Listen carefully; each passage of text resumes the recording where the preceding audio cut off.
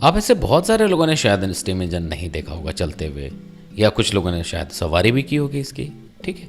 लेकिन चलो उसका फ़र्क नहीं पड़ता, या आपने देखा है नहीं देखा है, बट अभी मैं आपको दिखाने की कोशिश कर रहा हूँ। घबराइएगा नहीं, अभी हम कुछ इंजन से रिलेटेड बात नहीं करने वाले हैं। अभी हम लोग डिफरेंट टाइप के मोशन की बात करेंगे कि ट्रांसलेटरी मोशन क्या होता है, प्योर रोटेटरी क्या होता है, और कर्विलिनियर मोशन क्या होता है।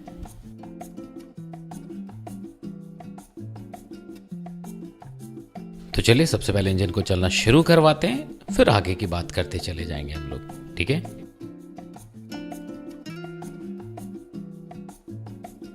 तो फाइनली रोलिंग व्हील पे पहुंच चुके हैं हम लोग। यहाँ पे जितने भी डिफरेंट तरीके के मोशन आप ऑब्जर्व कर सकते हैं, मैं आपसे कहूँगा कि आप जरूर नोटिस करते जाइए उसको।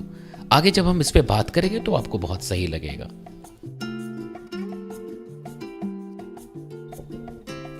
अब यहाँ से आप व्हील के रोलिंग मोशन के साथ साथ दो व्हील्स के बीच में लगे रॉड को भी देखते जाना। रॉड जैसी जो एक चीज है उसको भी ऑब्जर्व करने की कोशिश करिए। वैसे इन दो व्हील्स को कनेक्ट करने वाले बार को लोकोमोटिव कपलिंग बार बोलते हैं।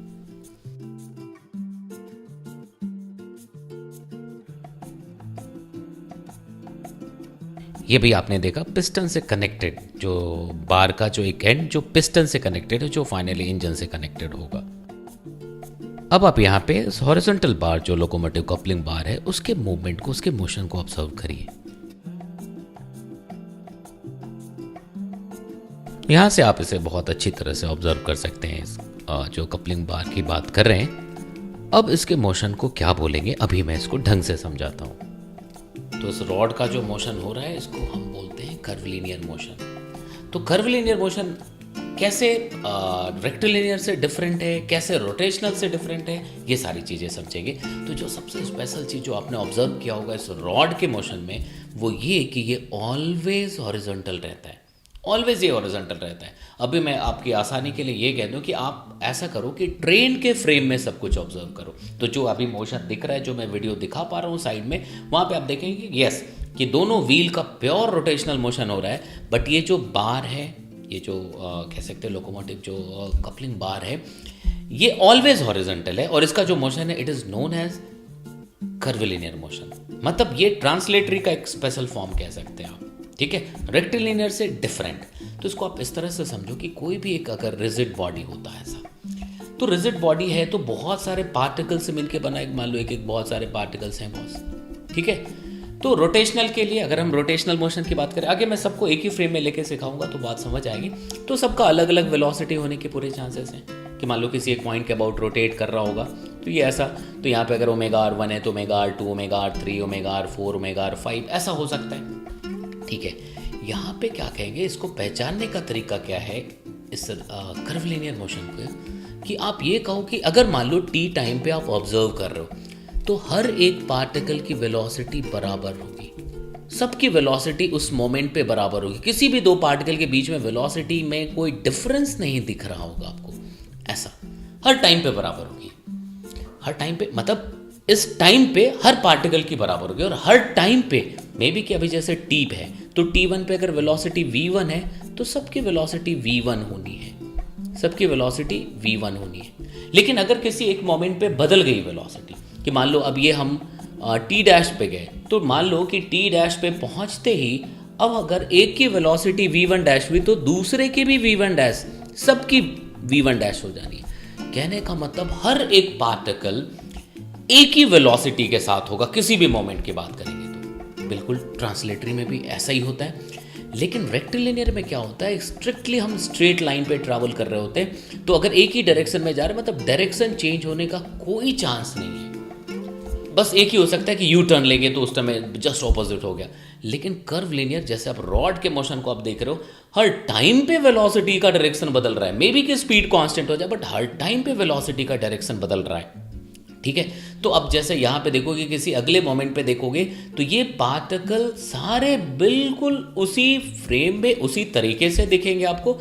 ये बॉडी का शेप बिल्कुल ऐसा ही, इसमें कोई रोटेशन नहीं आया होगा, इसमें कोई भी रोटेशन नहीं आया होगा, जैसा यहाँ पे था वैसा ही दिख रहा होगा, ठीक है। तो मे बी कि ये किसी कर्व पे मूव कर रहा हो ऐसा, तो हर एक पार्टिकल उसी कर्व को फॉलो कर रहा होगा, हर एक पार्टिकल उसी कर्व को फॉलो कर रहा होगा, उसमें कोई भी डिफरेंस नहीं आएगा, उसमें कोई भी चेंज नहीं आएगा। तो ये था कर्व लिनियर। तो ये मैंने इसलिए बताया, इसकी बहुत ज़रूरत हो जाती है जब हम रोटेशनल पढ़ रहे होते हैं, एंगुलर मोमेंटम लिखना हो या रोटेशनल टोटल काइनेटिक एनर्जी लिखनी हो, तो कहीं ना कहीं से एक इल्यूजन आता है। जैसे आप यहाँ पे रॉड वाले मूवमेंट को देखो तो कहीं ना कहीं से एक इल्यूजन आता है रोटेशनल जैसा, बट बिल्कुल भी नहीं। यहाँ पे अगर आप देखेंगे तो अगर किसी एक पार्टिकल की वेलोसिटी भी पता है तो आप टोटल काइनेटिक एनर्जी तुरंत लिख सकते हो, it will be simply half mv², क्योंकि किसी एक मोमेंट पे हर एक पार्टिकल की वेलोसिटी बराबर है। रोटेशनल में क्या होता है कि हर पार्टिकल की वेलोसिटी अगर किसी एक्सिस से ही देखेंगे तो वो डिफरेंट ओमेगा इंटू आर आ जाएगा, आर सारे हर एक पार्टिकल का अलग अलग होगा, ठीक है। तो ये समझना बहुत ज़रूरी हो जाता है जब हम लोग रोटेशनल में थोड़े कॉम्प्लेक्स मोशन पे जाके एंगुलर मोमेंटम एनर्जी या ऐसी कोई चीज़ कर रहे होते हैं, ठीक है। तो देखो, rolling motion, translatory motion, linear motion या rectilinear motion and then curvilinear motion. तो कर्वलिनियर में ये बिल्कुल ख्याल रखना है कि भाई गलती से भी ऐसा नहीं कि मोमेंट ऑफ इनर्शिया लिखने लगे और हाफ आई ओमेगा, इसका ओमेगा मिलेगा ही नहीं आप, ठीक है। तो चलिए, यहाँ तक मेरे ख्याल से बात समझ आई है। अब मैं एक ही फ्रेम में इन हर तरह के मोशन को रख के मैं आपको समझाता हूँ, ठीक है। तो देखिए, अभी जो देख रहे हैं ये रेक्टिलिनियर मोशन हुआ, मोशन ऑन स्ट्रेट लाइन, देखिए, ठीक है। अभी जो आप देखेंगे ये कर्वलिनियर होगा, यूं, यस, ये कर्वलिनियर हुआ। अभी मैं फिर से एक्सप्लेन करूंगा इसको, ठीक है।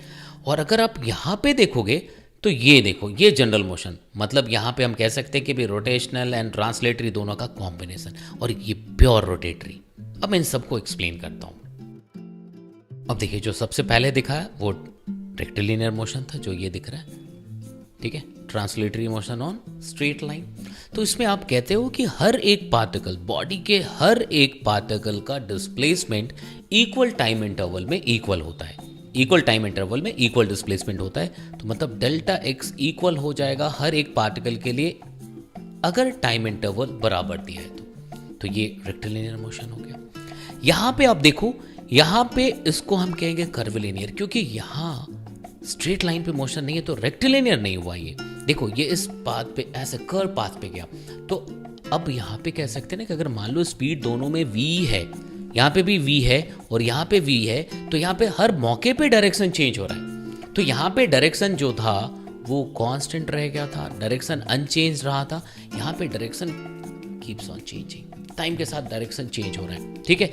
लेकिन अगर बॉडी के शेप की बात करो तो शेप तो वैसे हर जगह बराबर होता, मतलब अगर इसके ओरिएंटेशन की बात करें, ये देखो बिल्कुल जैसा पहले था वैसा ही बिल्कुल है, बिल्कुल वो इसी कर्व पे ऐसा चल रहा है। तो रेक्टिलिनियर का एक स्पेशल पॉइंट क्या है, ये बात समझ आ रही है। तो जब भी रेक्टिलिनियर मोशन हो और वेलोसिटी अगर आपको पता है तो तुरंत काइनेटिक एनर्जी के लिए बिना कुछ सोचे हाफ mv² लिख सकते हैं ग्राउंड के फ्रेम में, ठीक है। अकॉर्डिंगली आप एंगुलर मोमेंटम लिख सकते हैं बिना सोचे कि मोमेंट ऑफ इनर्शिया फलाना ढिमका एंड ऑल। लेकिन आप इस वाले बॉडी में देखो तो यहाँ पे देखो, बॉडी पहले इस लाइन पे थी। अगर हम इस लाइन की बात करें, अब ये टेढ़ा हो गया, एक्सिस की बात करो ना, तो ये रोटेट हुआ है, देखना यूं। पहले ये देखो जैसा शुरू में था बिल्कुल वैसा ही यहाँ पे दिख रहा है, इसमें भी जैसा पहले था। तो कहीं भी कोई भी हिंट नहीं है आपके पास कि रोटेशनल हो रहा है ये। तो ये प्योर ट्रांसलेटरी, ठीक है, ये भी कर्व लाइन पे प्योर ट्रांसलेटरी है, but this is the combined effect of translatory and rotatory. इन दोनों का कंबाइंड इफेक्ट हो गया। और इसी के लिए अगर हम एक कुछ फिक्स्ड रूल्स और रेगुलेशंस के साथ चलेंगे तो रोलिंग तक पहुंच पाएंगे हम लोग, ठीक है, कि इन दोनों के कॉम्बिनेशन को एक स्पेशल नियम के अंदर, एक रूल के अंदर रख दे तो वो रोलिंग बन जाएगा, ठीक है। और आखिरी में जो देखा था आपने वो प्योर रोटेटरी मोशन था कि भाई एक ही एक्सिस पे हर एक पार्टिकल घूम रहा है, एक ही एक्सिस के अबाउट, कॉमन एक्सिस के अबाउट हर पार्टिकल वो घूम रहा है, देखो यूं। तो यहाँ पे क्या होगा, इक्वल टाइम इंटरवल में इक्वल एंगुलर डिस्प्लेसमेंट। ये स्पेशल हुआ अगर प्योर रोटेशनल की बात करते हैं। इक्वल टाइम इंटरवल में इक्वल लीनियर डिस्प्लेसमेंट, ये स्पेशल चीज हुई रेक्टिलिनियर या कर्वलिनियर के लिए, ठीक है। और अगर दोनों का मिक्स्ड है तो इसके लिए डिफरेंट रूल्स हमें पढ़ने हैं, है ना। कि अगर स्टेशनरी सरफेस है तो v must be equal to omega R, where v is the velocity of centre of the body and omega is the angular velocity. अगर स्टेशनरी सरफेस पे रोलिंग कराना है तो वो सारी चीज़ें हम लोग अगले लेक्चर में पढ़ेंगे। बट यहाँ पे मुझे आपको ये समझाना था कि भाई क्या डिफरेंस है और क्यों है, क्योंकि ये थोड़ा सा धोखा देता हुआ होता है कि शुरू में देखो तो कहीं ना कहीं से रोटेशनल जैसा लगता है, बट क्यों नहीं है समझ आ रही बात। मतलब कि भाई translatory motion on circular path, translatory motion on circular path, ये भी एक वैलिड स्टेटमेंट हो जाएगा अगर आप ढंग से सोचो कि मतलब इसी को, इस लाइन को बिना चेंज कराए, इस लाइन को बिना चेंज कराए अगर हम लोग चलाते रहेंगे तो देखना ये बिल्कुल यहाँ से देखो, ये शुरू में यहाँ था, फिर यहाँ, फिर यहाँ, फिर यहाँ, फिर यहाँ, तो ये कर्व लीनियर मोशन हो गया। बात समझ आ रही है। लेकिन जैसे रोटेशन की बात करेंगे तो देखो कहीं से भी एक्सिस से कोई लाइन, रेफरेंस लाइन खींचोगे तो वो रोटेट करता हुआ दिखेगा। जैसे यहाँ पे ये मूव भी कर गया, मतलब यहाँ पे ट्रांसलेटरी भी है, रोटेटरी भी है, दोनों का कॉम्बिनेशन है। हम यूं कह सकते हैं कर्व लीनियर जैसा एक पार्ट था बट उसके एक्सिस को घुमाना शुरू करते मतलब रोटेशनल डाल दी तो ये ऐसा हो गया। तो ये अगर क्लैरिटी अबाउट द मोशन है तो इससे रिलेटेड चीज़ें लिखने में आपको कोई परेशानी नहीं आएगी। ठीक है, तो मुझे उम्मीद है यहाँ तक आपको चीज़ें समझ आई है। ठीक है, तो मुझे पूरी उम्मीद है कि आपको कुछ चीज़ें समझ आई होंगी, कुछ अच्छा भी लगा होगा। और अगर ऐसा हुआ है तो शेयर लाइक करना बिल्कुल मत भूलिएगा। ठीक है, फिर आपसे मिलते हैं नए वीडियो में। हाँ, चैनल सब्सक्राइब नहीं किया तो ज़रूर करके बेल आइकन दबा दीजिएगा। ठीक है जी, ओके, मिलते हैं फिर।